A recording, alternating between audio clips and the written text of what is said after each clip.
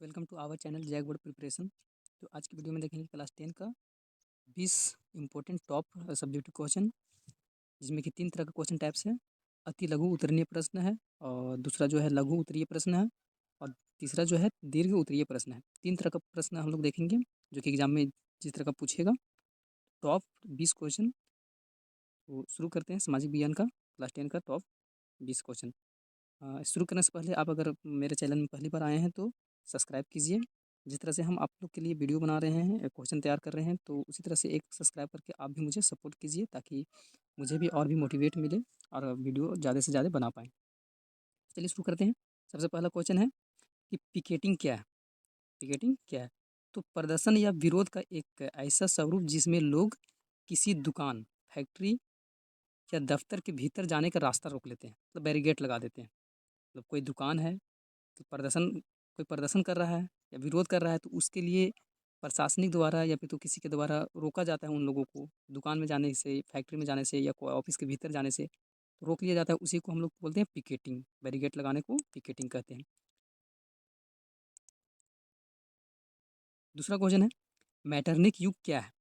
तो Metternich Metternich Australia का chancellor था। मैटरनिक जो था ऑस्ट्रिया का चांसलर था, जो घोर प्रतिक्रियावादी था, और वह अपना राज्य में किसी भी प्रकार का सुधार के पक्ष में नहीं था। तो मेटरनिक क्या था? एक ऑस्ट्रिया का चांसलर था, जो कि घोर प्रतिक्रियावादी था। ढंग का काम नहीं करता था। वह अपने राज्य में किसी प्रकार का सुधार चाहता ही नहीं था। वो अपने राज्य में किसी प्रकार का किसी प्रकार का सुधार नहीं चाहता था। उसकी नीति थी कि शासन करो। उसकी नीति थी शासन करो, और लेकिन कोई भी परिवर्तन नहीं करो। उसका शासन करना तो उसका प्रतिक्रिया था। वो चाहता था कि हम शासन करेंगे, लेकिन बदलाव जो है वो सुधार कुछ नहीं करेंगे। उसकी नीति जो था वो बस खाली शासन करने का था। तो उसकी नीति का शासन करो, लेकिन कोई परिवर्तन नहीं होने दो। तो 1815 से लेकर 1848 तक का काल का यूरोप के इतिहास में मेटरनिक का युग के नाम से भी जाना जाता है। क्योंकि जब मेटरनिक जो था ऑस्ट्रिया का चांसलर बना, तो उसका एक ही प्रतिक्रिया था कि वो जो है वो खाली शासन करेगा। केवल वो शासन के अलावा और कुछ नहीं करेगा। कोई विकास नहीं करेगा, किसी प्रकार का परिवर्तन नहीं करेगा। तो 1815 से लेकर 1848 का शासन काल जो था मैटरनिक का, उसको हम लोग यूरोप के इतिहास में मैटरनिक का युग भी उससे नाम से भी जाना जाता है। नेक्स्ट तीसरा क्वेश्चन है सत्ता की साझेदारी। सत्ता की साझेदारी से आप क्या समझते हैं? तो शासन की व्यवस्था में जब शासन की व्यवस्था में जब समाज के प्रत्येक समूह और समुदाय समान भागीदारी होती है। पर जो शासन व्यवस्था होता है उसमें प्रत्येक समाज, जो अलग अलग समाज है वो या फिर तो अलग-अलग समुदाय है, सबका भागीदारी जो रहता है वो समान रहता है। तो उसे ही क्या कहा जाता है? सत्ता का साझेदारी कहते हैं।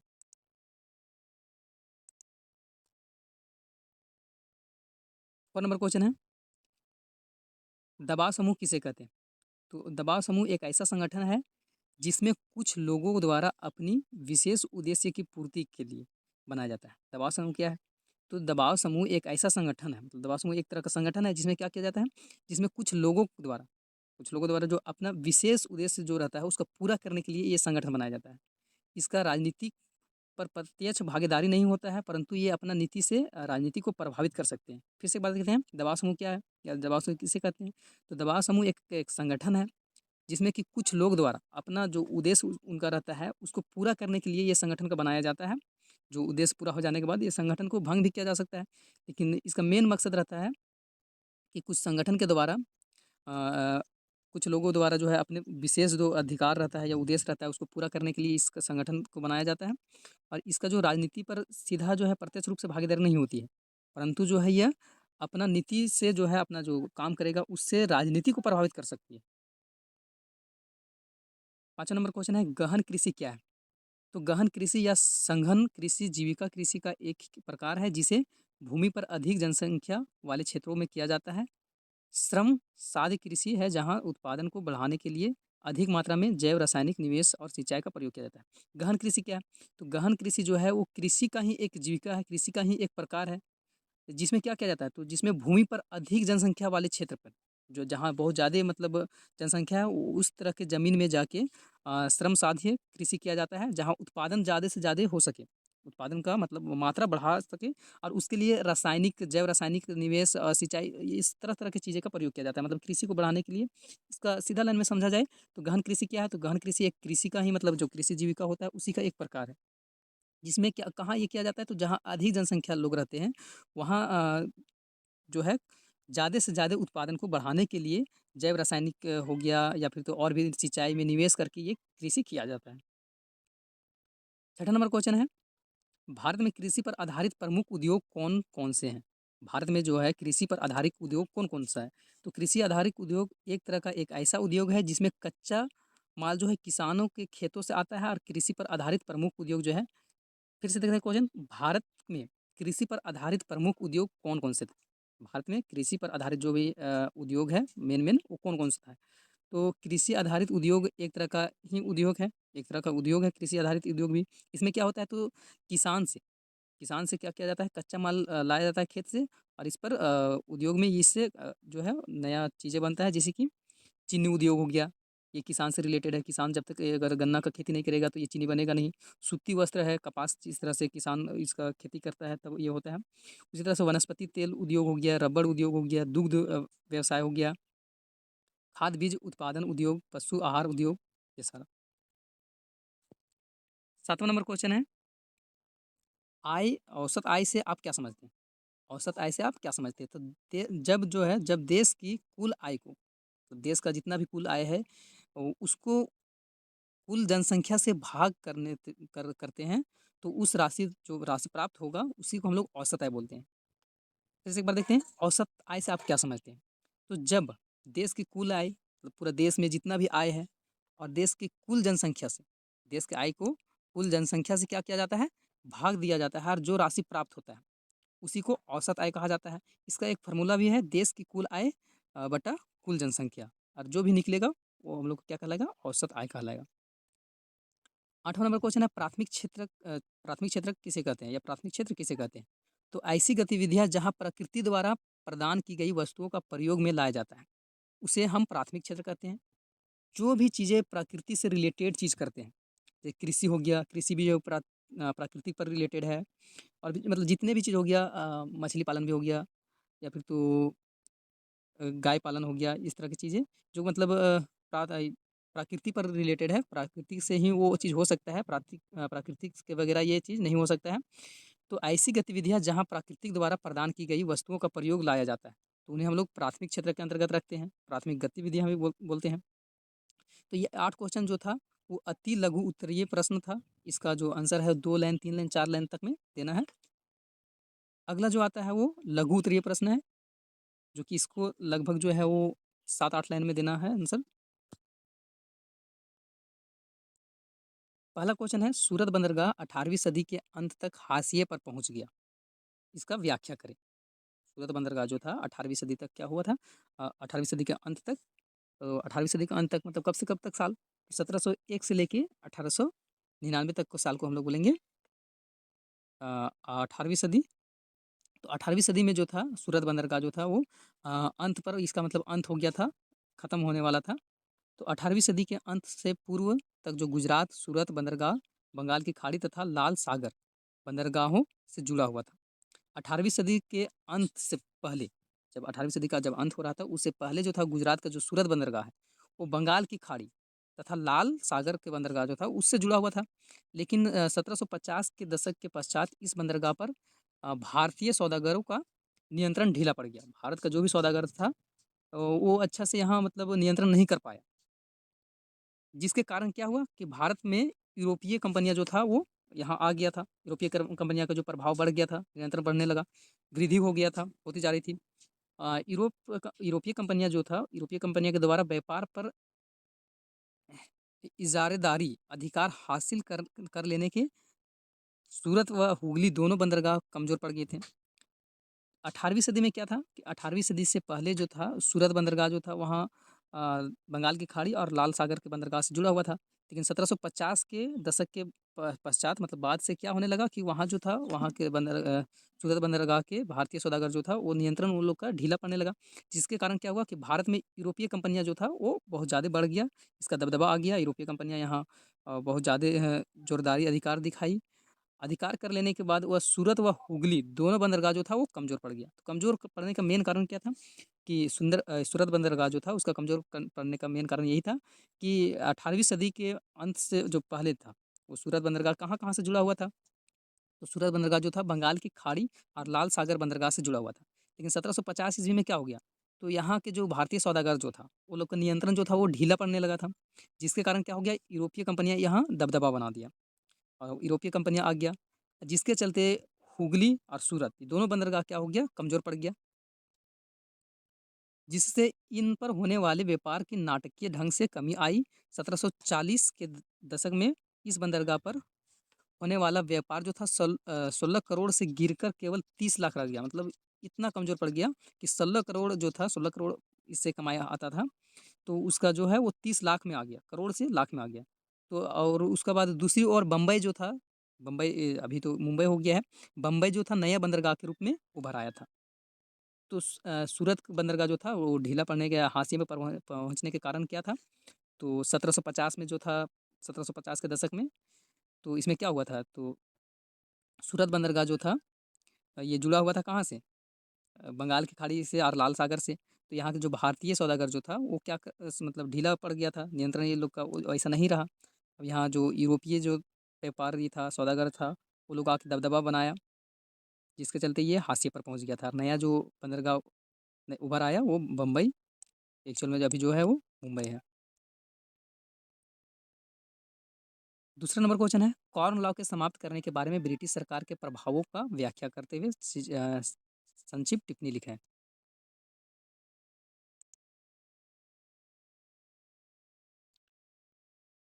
कॉर्न लॉ के समाप्त करने के बारे में ब्रिटिश सरकार के प्रभावों, ब्रिटिश सरकार कॉर्न लॉ को समाप्त करने के लिए क्या क्या किया उसके बारे में व्याख्या करना है।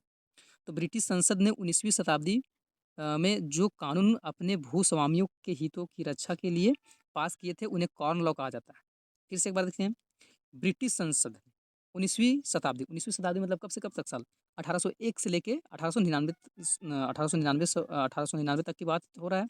तो ब्रिटिश संसद ने 19वीं शताब्दी में जो कानून अपने भूस्वामियों के लिए, अपने मतलब वहाँ के लोगों के लिए, भूस्वामी जिसका जमीन है उसके हित के रक्षा के लिए क्या किया, रक्षा के लिए पास किए उन्हें मतलब जो हित के लिए जो भी मतलब कानून पास किया था उसको कॉर्न लॉ कहा जाता है। फिर से एक बार देखते हैं, ब्रिटिश संसद, जो ब्रिटिश संसद था, 19वीं शताब्दी में एक कानून, अपना कानून बनाया और उसको पास किया अपने भूस्वामियों के हित के लिए, रक्षा के लिए। तो उसी को क्या बोला जाता है, कॉर्न लॉ कहा जाता है। और इस कानून द्वारा विदेश से आने वाली मक्का, विदेश से जो भी मक्का आता था, अ, उसको आयात पर, जो उधर विदेश से जो भी वहाँ जाता था ब्रिटिश में, तो वहाँ पाबंदी लगा दिया गया। और इसका परिणाम यह हुआ, इसका परिणाम जब खाद्य पदार्थों की कीमत जो था ऊँची होने लगी। अब ज़ाहिर-सी बात है कि अगर किसी देश में अगर बाहर से अगर कोई खाद्य पदार्थ नहीं जा रहा है और उसमें खाद्य क पदार्थों में कमी हो रहा है, तो उसका कीमत जो है वो बढ़ेगा ही बढ़ेगा। तो वहाँ क्या हुआ कि ये जब लागू किया गया था कॉर्न लॉ, तो वहाँ जो हर एक चीज़ें का, खाने की चीज़ें का जो है कीमत बढ़ने लगा था। और कीमत बढ़ने से परेशान लोग ने हाहाकार मचा दिया और ब्रिटिश सरकार जो था उसके द्वारा कॉर्न लॉ को फ़ौरन समाप्त करना पड़ा। तो कॉर्न लॉ क्या था? तो ब्रिटिश सरकार के द्वारा एक कानून पास किया गया था अपना भूस्वामियों के हित के लिए, रक्षा के लिए। उसी को कॉर्न लॉ कहा जाता है। और इस कानून से जो था विदेश से जो भी मतलब वहाँ जाता था ब्रिटिश में, तो वहाँ कोई भी जो है चीज़ें नहीं जाएगा, खाने की चीज़ें, उस पर पाबंदी लगा दिया गया था। तो पाबंदी लगाने के बाद वहाँ खाने वाली चीज़ें की कमी होने लगा, जिसके चलते उसका मूल्य, कीमत जो था वो बढ़ गया और इससे लोगों को परेशानी होने लगा। तो लोगों ने हाहाकार मचाया, उसके कारण जो है ब्रिटिश सरकार को फिर क्या करना पड़ा, कॉर्न लॉ को समाप्त करना पड़ा। अब समाप्त करने से क्या हुआ? इस कानून को हटाने के बहुत महत्वपूर्ण प्रभाव पड़े। तो खाद्य सामग्री जो था वो सस्ता हो गया। पहले तो वहाँ नहीं जाता था, विदेश से कोई भी चीज़ें नहीं, खाने की चीज़ें जाता था। तो खाने की चीज़ें महँगा हो गया। अब फिर से वापस से जब जाने लगा, इस तो इसमें क्या हो गया, हर एक चीज़ का जो दाम था वो कीमत जो क्या हुआ, सस्ता हो गया। तो खाद्य सामग्री सस्ती हो गई, जिससे साधारण और गरीब जनता खूब लाभ उठा रहे थे। दूसरा है, जब खाद्य पदार्थ सस्ते दामों पर ब्रिटेन में आने लगा, तो वहाँ के भूस्वामी जो था वो फिर से बर्बाद हो गया। यही लोग के हित के लिए जो है ये लगाया गया था, लेकिन फिर विदेश से फिर वहाँ जाने लगा खाने वाली चीज़ें, तो फिर ये लोग जो है बर्बाद हो गया। खेती करने वाले बहुत से किसान बेरोज़गार हो गए हैं और लोगों की नौकरियाँ की तलाश में शहरों की ओर जाने लगे। जो भी खेती वहाँ करता था, वो लोग बेरोज़गार होने लगा। क्यों बेरोज़गार होने लगा? क्योंकि बाहर से सारा खाने की चीज़ें जाने लगा और वहाँ के लोग फिर क्या करने लगा, नौकरी की तलाश के लिए वो शहर की ओर जाने लगे। तीसरा क्वेश्चन है भारत की संघीय व्यवस्था में बेल्जियम से मिलती-जुलती एक विशेषता और उससे अलग एक विशेषता को बताएँ। भारत में जो हम लोग का संघीय व्यवस्था है, तो हम लोग का जो संघीय व्यवस्था है, कुछ नियम जो है बेल्जियम से मिलता है और कुछ जो नियम है वो नहीं मिलता है। तो वो दोनों के बारे में बताना। भारत की संघीय व्यवस्था में बेल्जियम से मिलती-जुलती एक विशेषता को बताना है और उससे अलग विशेषता को बताना है, दोनों तरह का बताना है। तो देखते हैं पहले कि भारत की संघीय व्यवस्था में जो है बेल्जियम से मिलती-जुलती एक क्या विशेषता है। तो भारत के संविधान में मौलिक रूप से 2 स्तरीय शासन व्यवस्था का प्रावधान किया गया है, संघ सरकार और राज्य सरकार। तो पूरे देश के शासन व्यवस्था को संचालन करने के लिए केंद्रीय सरकार और अलग-अलग राज्यों को संचालन करने के लिए राज्य सरकार बनाया गया। हम लोग के देश में क्या है, पूरा देश को हम लोग का जो संघीय व्यवस्था है, तो इससे मिलता-जुलता क्या है विशेषता? तो भारत के संविधान में मौलिक रूप से 2 स्तर की सरकार है। कौन-कौन सरकार? संघ सरकार और राज्य सरकार। संघ सरकार जो केंद्र सरकार है, वो और राज्य सरकार जो राज्य सरकार है। पूरे देश को शासन व्यवस्था का संचालन केंद्र सरकार के द्वारा पूरा मतलब देश में जो है, पूरा राज्यों का जो नियंत्रण करता है, वो केंद्र सरकार करता है। और फिर से राज्य जो है ना? अलग-अलग राज्य के लिए राज्य सरकार का जो है वो प्रावधान किया गया है। शक्तियाँ का बँटवारा भी केंद्र और राज्य के बीच में संविधान में विषयों को 3 अनुसूची भी रखा गया है। जो शक्ति है उसके बँटवारा किया गया है कि मतलब केंद्र सरकार को कौन-सा शक्ति रहेगा, राज्य सरकार की क्या शक्ति होना चाहिए और स्थानीय सरकार जो है उसकी क्या शक्ति होना चाहिए। तो इसको 3 सूची में बाँट दिया गया है। तो बेल्जियम में केंद्र और राज्य स्तर के सरकारें हैं और दोनों सरकार का अपने-अपने क्षेत्र पर स्वतंत्र रूप से कार्य करती है। तो उसी प्रकार भारत में भी है। तो ये बेल्जियम से मिलता-जुलता हो गया विशेषता। नेक्स्ट जो है, भारत की संघीय व्यवस्था बेल्जियम से अलग विशेषता एक है, उसके बारे में। तो भारत और बेल्जियम दोनों देशों में तीसरे स्तर की भी सरकार है, परंतु भारत में बेल्जियम की भाँति कोई सामुदायिक सरकार नहीं है। बेल्जियम में तीसरा स्तर की सरकार जो है वो सामुदायिक है, लेकिन यहाँ भारत में सामुदायिक सरकार नहीं है, जो अलग-अलग जाति, संस्कृति और शैक्षणिक भाषाई हितों की रक्षा करती है। तो उस तरह का भारत में नहीं है। तो ये हो गया अलग विशेषता। 4 नंबर क्वेश्चन है सामाजिक विभाजन किस तरह से राजनीति को प्रभावित करता है? सामाजिक विभाजन जो है, जो समाज में अलग-अलग लोग अलग-अलग तरह के समाज के लोग हैं, तो उस पर जो विभाजन है वो राजनीति को किस तरह से प्रभावित कर देता है? तो सामाजिक विभाजन हर छोटे-बड़े देशों में विद्यमान है। सामाजिक विभाजन हर जो बड़ा देश है, छोटा देश है वहाँ सामाजिक विभाजन होता ही है। अ, अमेरिका जैसे देश में हो गया, वहाँ भी रंग के लेके गोरा-काला लेके वहाँ जो होता है राजनीति होते रहता है। तो सामाजिक विभाजन किस तरह से राजनीति को प्रभावित करता है? तो सामाजिक विभाजन हर छोटे-बड़े देशों में विद्यमान है। यदि सामाजिक विभाजन राजनीतिक विभाजन बन जाए, तो उसका परिणाम बड़ा भयानक हो सकता है। राजनीतिक दलों के बीच में प्रतिस्पर्धा भी हो जाएगा। जब भी राजनीतिक दल कुछ सामाजिक विभाजन को अपना समर्थ देते हैं, तो इससे राजनीति विभाजन होने की संभावना जो है वो बनी रहती है। साथ ही यदि यह सामाजिक अविभाजन उससे जुड़ी राजनीति पार्टियाँ जो है वो संविधान का मर्यादा न रखते हुए कार्य करे, तो यह सामाजिक विभाजन सदा ही हानिकारक साबित हो सकता है। उदाहरण देखते हैं।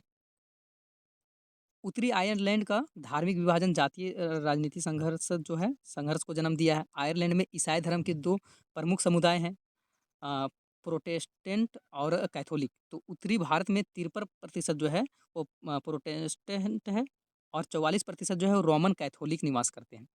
तो काफ़ी समय से इन दोनों गुट के बीच में जो है झगड़ा चलते रहता है। हम लोग के भी देश में जो है कभी-कभी कुछ त्योहारों में हिंदू-मुस्लिम होने लगता है, तो और भी। तो कैथोलिक लोग उत्तरी आयरलैंड को आयरलैंड गणराज्य में शामिल करना चाहते थे और प्रोटेस्टेंट ब्रिटेन के लोग जो के साथ रहना चाहते थे।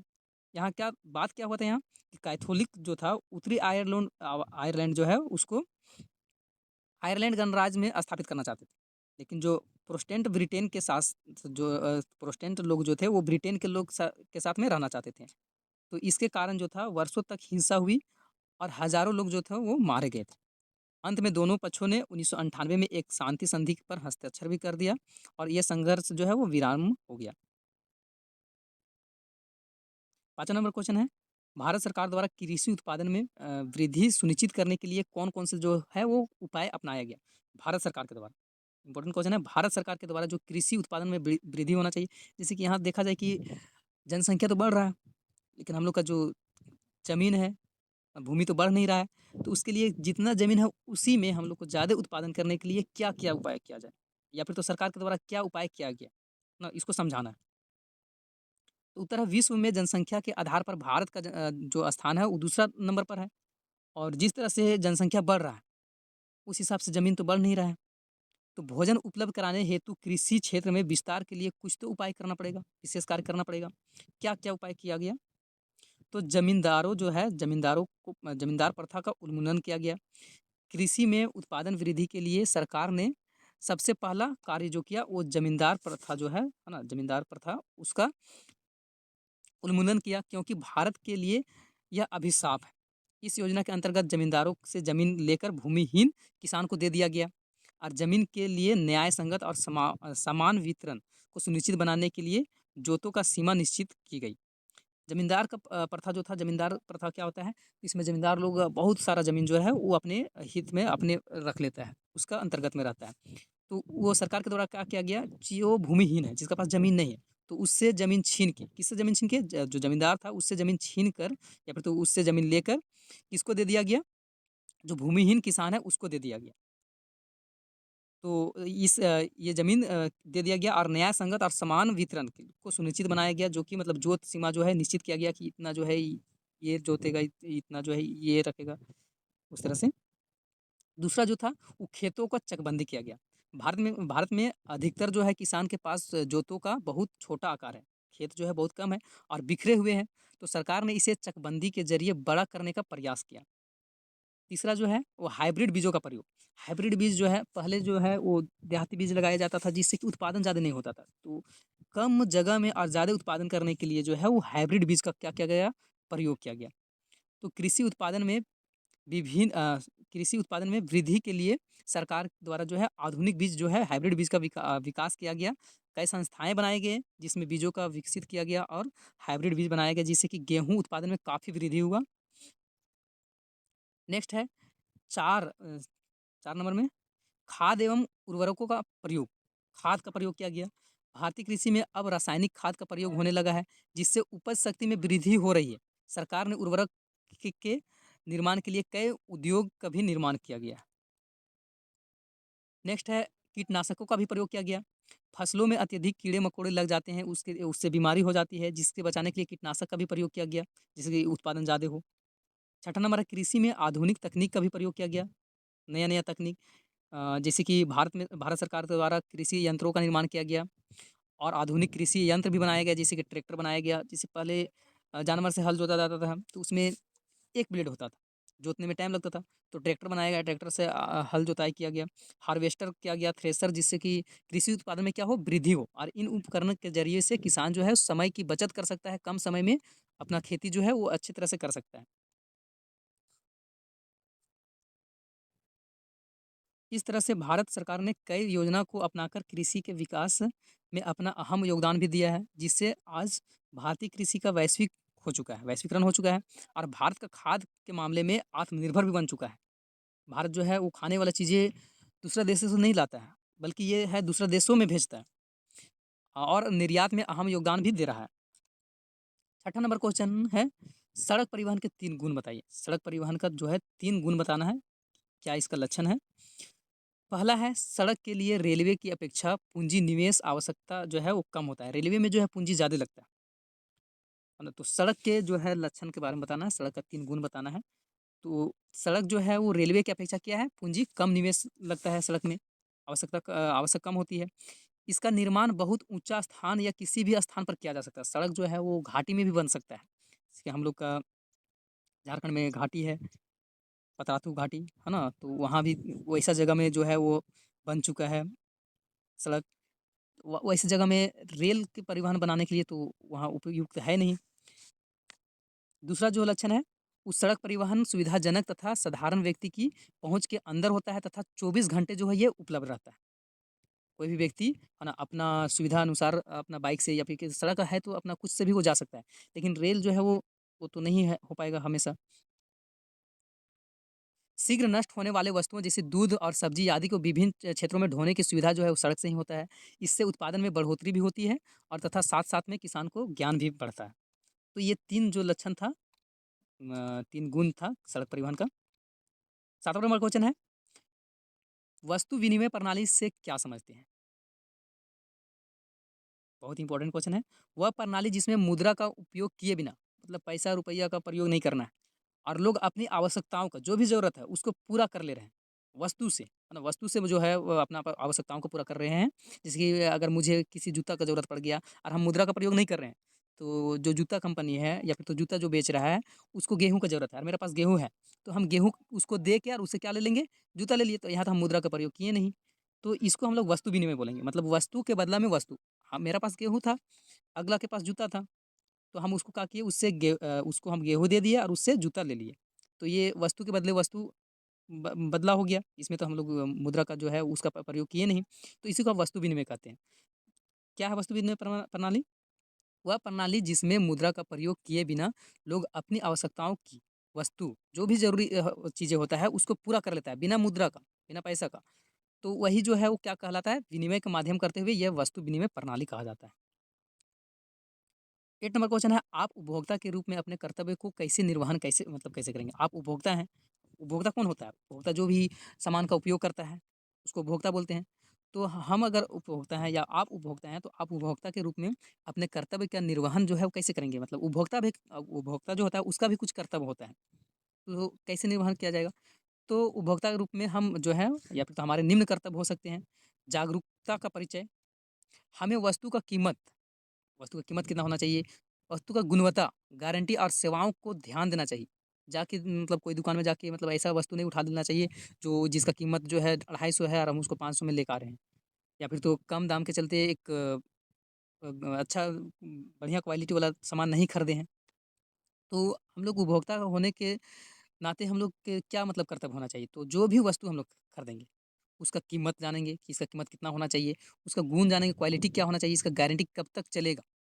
और सेवाओं का भी क्या करना चाहिए, जो ध्यान है वो देना चाहिए। सेवाएँ जैसे कि हम कुछ सामान खरीदें, अब उसका होम सर्विस मिल रहा है कि नहीं, या फिर तो हम खरीदें तो उसको गारंटी मिल रहा है कि नहीं, अगर कुछ खराब होता है तो उसको फिर बनाने के लिए कंपनी राज़ी है कि नहीं, वो सारा चीज़ देखना पड़ेगा। हमें खरीदी गई वस्तुओं का नकद रसीद माँगना चाहिए। ये हम लोग को जागरूकता होना चाहिए, कर्तव्य होना चाहिए, ताकि भविष्य में तथ्यों के तौर पर इसका प्रयोग किया जा सके। ख़ास करके मेडिकल में भी हम लोग अगर किसी तरह का दवाई लेते हैं, तो वहाँ से भी स्लिप लेना ज़रूरी होता है, ताकि हो सके कि एक्सपायरी दवाई मिल गया या फिर तो किसी तरह के अ, बेकार क्वालिटी का जो है वो चीज़ें मिल गया, तो ये चीज़ ध्यान रखना चाहिए। तीसरा नंबर है, हमें अपनी उचित शिकायत का अवश्य दर्ज कराना चाहिए जिससे अन्य लोगों को प्रोत्साहन मिले। चौथा है, हमें अपनी शिकायत पर क्षतिपूर्ण के लिए उपभोक्ता संगठन से सहायता लेना चाहिए और समय-समय पर उनका सहयोग भी करना चाहिए। जिस तरह जैसे कि अभी हम जो है आप लोग के लिए क्वेश्चन बना के सहयोग कर रहे हैं ना, तो आप लोग भी मुझे सब्सक्राइब करके सहयोग कीजिए।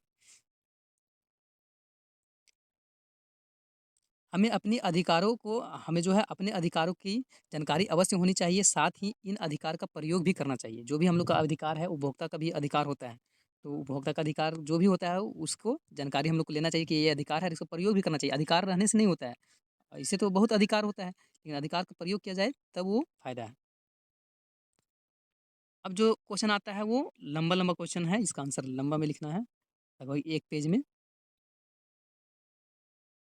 पहला क्वेश्चन है, मुद्रण संस्कृति ने भारत में राष्ट्रवाद के विकास में किस प्रकार का मदद किया? मुद्रण संस्कृति जो है वो छपाई वाला जो है, वो कैसे जो है भारत में जो है राष्ट्रवाद के विकास के लिए किस प्रकार मदद किया? तो भारत में राष्ट्रवाद के भावना को फैलाने में मुद्रण संस्कृति जो है बहुत ही महत्वपूर्ण योगदान दिया है। किस प्रकार योगदान दिया है? एक-एक करके देखते हैं। अंग्रेजी काल में ब्रिटिश लेखकों के अनेक ऐसी पुस्तकों की रचना की जो कि राष्ट्रीय भावना से ओतप्रोत थी। दूसरा है, बंकिम चंद्र चटर्जी के उपन्यास आनंद मठ ने लोगों में देश के प्रेम भावना का संचार किया और वंदे मातरम गीत भारत के कोने-कोने में गूंजने लगा। तीसरा है, भारतीय समाचार पत्रों ने भी राष्ट्रीय आंदोलन के लिए उचित वातावरण तैयार किया। अमृत बाजार पत्रिका, केसरी मराठा, हिंदू तथा मुंबई समाचार पत्रों में छपने वाले लेख जो है वो राष्ट्र प्रेम में अतोप्रोत हो गया था। नंबर है, देसी भाषाओं में छपी सामग्री से भारतीय लोगों में आधुनिक वित्तीय, सामाजिक और राजनीतिक विचारों का भी हुआ, प्रसार भी किया गया, संपूर्ण भारत में जागृति पैदा किया गया। नेक्स्ट है मुद्रण संस्कृति के माध्यम से अंग्रेजी प्रशासन की शोषण जो है पूर्ण गलत नीतियों और उनके दावों को उजागर करने में सहायता मिली। नेक्स्ट है मुद्रण संस्कृति ने भारत के एक कोने में रह रहे लोगों से संबंधित खबरें को दूसरे क्षेत्र में भी रह रहे लोगों तक पहुँचाया। मुद्रण जब आया, छपाई जब आया, तो आज यहाँ अगर अभी पेपर छपता है, तो पेपर अभी कहाँ का घटना हो रहा है, उस घटना को पूरा झारखंड जान रहा है, पूरा भारत जान रहा है, तो कहाँ की बातें हुआ और कहाँ जान रहा है। तो छपाई से ये भी फ़ायदा हुआ।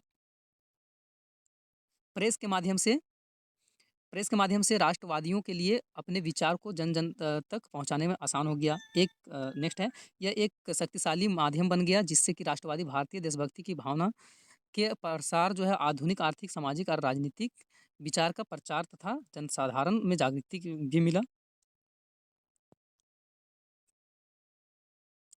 नेक्स्ट है, लॉन्ग क्वेश्चन है ये भी, लॉन्ग आंसर इसका देना पड़ेगा।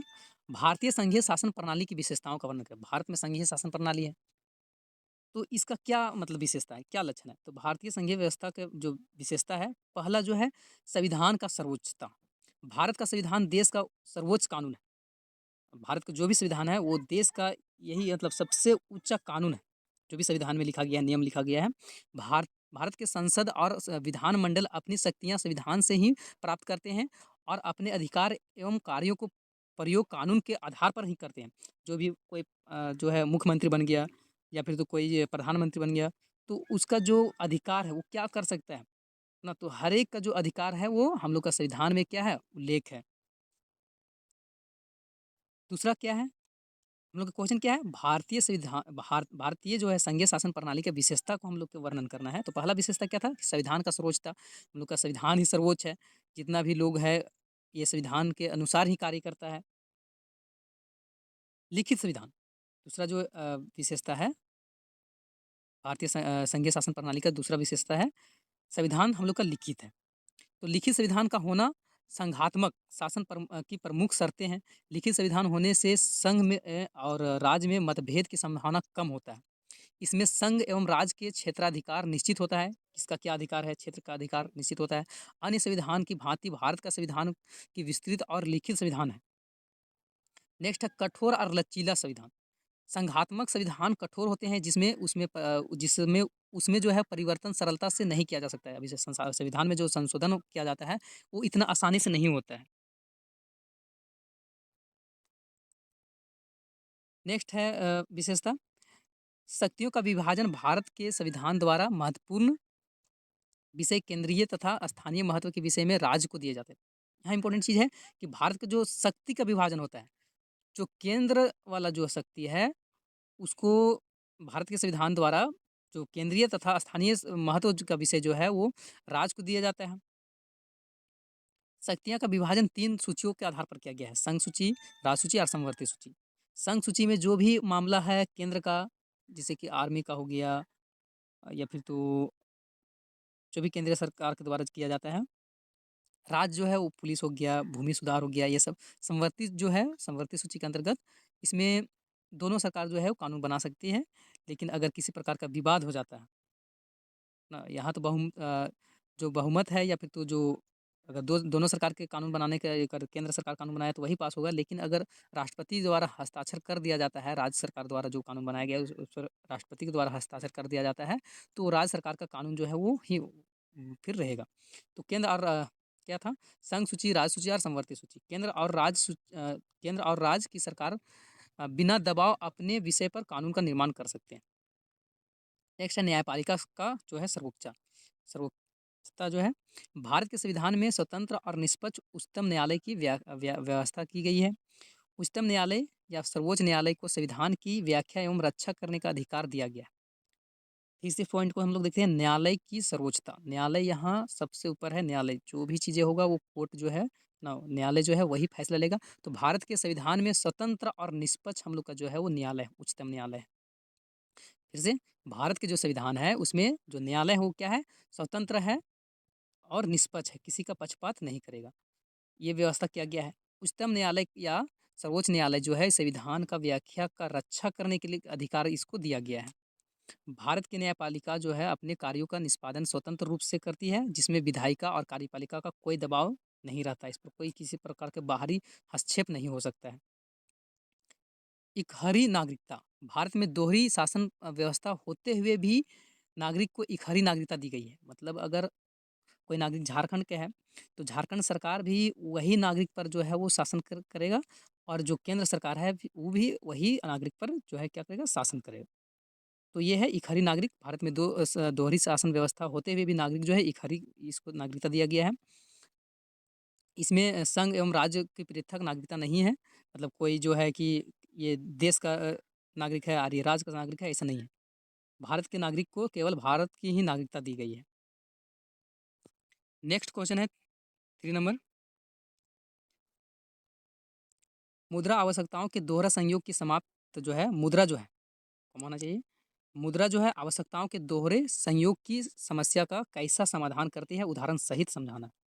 तो मुद्रा जो है आवश्यक के दोहरा समस्या जो होता है उसको किस तरह से समाधान करता है। तो वस्तु विनिमय व्यवस्था में चीज़ों का आदान प्रदान चीज़ों से होता था, वस्तु के बदले में वस्तु से ही होता था, और उसमें मुद्रा का प्रयोग के लिए कोई आवश्यकता भी नहीं पड़ता था। परंतु ऐसा करना कठिन है। क्यों कठिन है? कि अभी ऊपर में हम एक एग्जाम्पल दिए थे कि मेरा पास गेहूँ है और हमको जूता का ज़रूरत है, लेकिन अगर जूता वाला से हम बोले कि तू गेहूँ ले लो और हमको जूता दो, ठीक है यहाँ तक। और वो जूता वाला बोल दिया कि नहीं, हमको गेहूँ का ज़रूरत नहीं है, मुझे तो चावल का ज़रूरत है।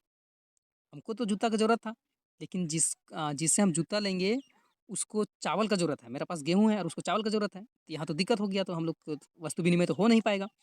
तो मुद्रा आया जिसके चलते जो है ये चीज़ कठिनाइयाँ जो है वो ख़त्म हो गया। तो एक जूते का, एक मिनट। तो वस्तु विनिमय व्यवस्था में चीज़ों का आदान प्रदान चीज़ों से होता था। उसमें मुद्रा का प्रयोग जो है वो, मुद्रा का प्रयोग नहीं होता था, कोई आवश्यक नहीं पड़ता था पहले। परंतु ऐसा करना कठिन कठिन इसलिए था कि अगर हमको जिस चीज़ का ज़रूरत है और जिससे हमको वो चीज़ें लेना है, तो उसको उस चीज़ का ज़रूरत नहीं जो मेरा पास है, तो इससे दिक्कत होता था। एग्जाम्पल भी यहाँ दिया गया है। एक जूता बेचने वाला का गेहूँ खरीदना चाहता है। पहले तो उसे जूता खरीदने वाला व्यक्ति को, मतलब जो, फिर से देखते हैं। एक जूता बेचने वाला जो है, एक जूता जो बेच रहा है उसको गेहूँ खरीदना है, गेहूँ खरीदना चाह रहा है। और पहले तो उसे जूता खरीदने वाला व्यक्ति खोजना पड़ेगा कि जूता कौन खरीदेगा, है ना। और जो जूता खरीदेगा उसके पास गेहूँ होना चाहिए, है ना। तो फिर उसे देखना पड़ेगा कि ऐसा व्यक्ति कहाँ है जो कि एक तरफ जूता खरीदना भी चाहता है और उसके पास क्या है, गेहूँ, दूसरी तरफ उसको गेहूँ बेचना भी चाहता हो, है ना, गेहूँ बेचना भी चाहता हो। इस प्रकार से इस लेन-देन का संयोग जो है आवश्यकताओं पड़ता है। पहले जो है जूता खरीदने वाला व्यक्ति खोजा जाए, है ना। दूसरा बात कि गेहूँ बेचने वाला तैयार हो जाए। परंतु मुद्रा का प्रयोग जो है,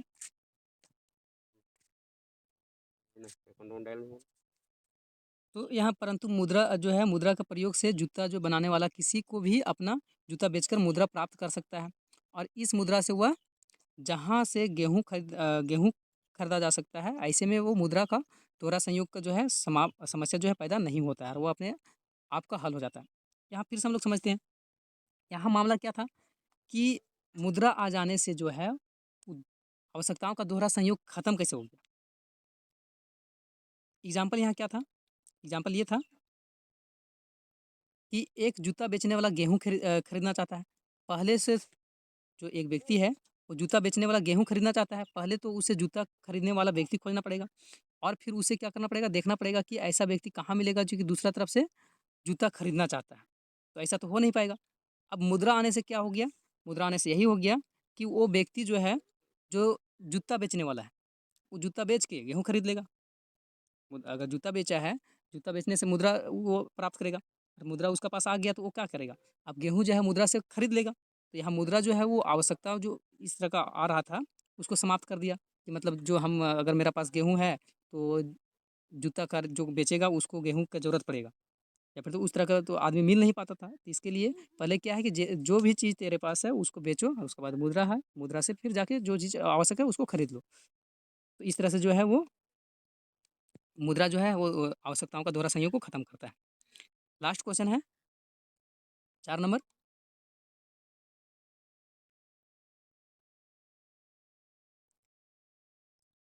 उद्योग पर्यावरण को कैसे प्रदूषित करते हैं? व्याख्या करें। उद्योग जो है पर्यावरण को कैसे प्रदूषित करता है? कोई भी उद्योग जो है बिना पर्यावरण को प्रदूषित किए वो चलता ही नहीं है। तो हर उद्योग जो है वो पर्यावरण को प्रदूषित करता ही करता है। तो आंसर क्या है? उद्योग के 4 प्रकार का प्रदूषण जन्म दिया है ना? उद्योग जो है वो 4 तरह का क्या करता है? प्रदूषण करता है। क्या-क्या प्रदूषण करता है? तो उद्योग ने 4 प्रकार का प्रदूषण को जन्म दिया है। पहला वायु प्रदूषण, जल प्रदूषण, भूमि प्रदूषण और ध्वनि प्रदूषण। ये 4 तरह का प्रदूषण जो है कौन करता है? उद्योग। उद्योग से ये 4 तरह का क्या होता है? प्रदूषण होता है।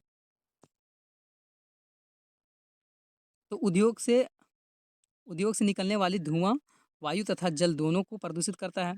वायु में कार्बन मोनोऑक्साइड तथा सल्फर डाइऑक्साइड की मात्रा बढ़ने से अवांछनीय गैस जो है वो मात्रा बढ़ जाता है तथा वायु प्रदूषित हो जाता है। दूसरा जो है वायु में धूल-धुआँ तथा धुंध मिले रहते हैं, इससे वायुमंडल प्रभावित होता है। और नंबर है उद्योग से निकलने वाली कचरा विषाक्त तो होता है जो कि भूमि तथा मिट्टी को प्रदूषित करता है। 5वां नंबर है जिस समय पर्यावरण का विभिन्न तत्व प्रदूषित हो जाते हैं तो पूरा पर्यावरण जो है क्या हो जाता है? क्षति हो जाता है। तो ये 5 तरह का जो है वो उद्योग है, प्रदूषण करता है। उद्योग तो एक तरह का ठीक है कि उद्योग है विकास कर रहा है देश, लेकिन ये 4 तरह का जो है वो नुकसान भी करता है, प्रदूषण करता है पर्यावरण का। वायु प्रदूषण करता है, जल प्रदूषण करता है, भूमि प्रदूषण करता है, ध्वनि प्रदूषण करता है। वायु प्रदूषण कैसे करता है? तो उद्योग से धुआँ निकलता है ना? इसमें कार्बन मोनोऑक्साइड रहता है, जो है सल्फर डाइऑक्साइड रहता है। तो ये सबसे जो है वो अवांछित गैस का मात्रा बढ़ जाता है जिससे क्या होता है? वायु प्रदूषण हो जाता है। उसी तरह से जो उद्योग है वहाँ से कचरा वाला जो पानी रहता है वो निकलता है नदी में जाता है, तो उससे तालाब में पानी जो है निकाल दिया जाता है, तो उससे जल प्रदूषण होता है। भूमि प्रदूषण भी होता है और ध्वनि प्रदूषण उद्योग से बहुत ज़्यादा अगर मशीनें चल रहा है तो आवाज़ निकलता है, जिसके चलते ध्वनि प्रदूषण भी होता है। तो ये हम लोग का टॉप इम्पोर्टेंट 20 क्वेश्चन जो था क्लास 10 का सामाजिक विज्ञान का था। इसी तरह से और भी सब्जेक्ट का हम लोग कमेंट कीजिए किस चीज़ का सब्जेक्टिव क्वेश्चन चाहिए, और जो पहली बार हैं वो सब्सक्राइब ज़रूर कीजिए ताकि मुझे भी जो है मोटिवेट हो और क्वेश्चन और जो है क्वेश्चन बनाया जाए। तो आज की वीडियो में बस इतना ही।